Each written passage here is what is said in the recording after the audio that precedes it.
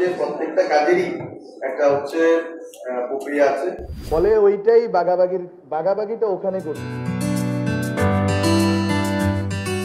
অন্তর্বর্তীকালীন সরকারের তথ্য ও সম্প্রচার মন্ত্রণালয়ের উপদেষ্টা মাহফুজ আলম আগামী জাতীয় সংসদ নির্বাচনে লক্ষ্মীপুর 1 রামগঞ্জ আসন থেকে প্রার্থী হতে চলেছেন।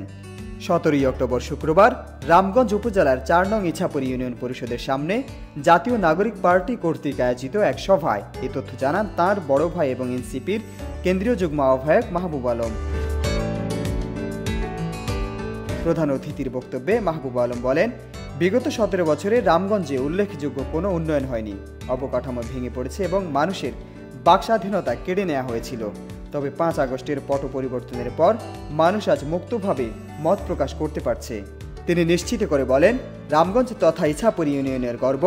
উপদেষ্টা মাহফুজ আলমের নেতৃত্বে অবকাঠামোগত উন্নয়ন এগিয়ে চলছে। তিনি পদত্যাগ করলে আগামী নির্বাচনে এই আসন থেকে মাহফুজ আলম প্রার্থী হতে পারেন বলেও তিনি ইঙ্গিত দেন। মাহবুব আলম আরও বলেন, 5 আগস্টের পরিবর্তনের মাধ্যমে দেশে পুরনো প্রতিহিংসার রাজনীতির কবর রচিত হয়েছে। আগামী দিনে দুর্নীতি, সন্ত্রাস ও মাদকমুক্ত বাংলাদেশ গড়তে সবাইকে এনসিপির পতাকা তলে আসার আহ্বান জানান তিনি।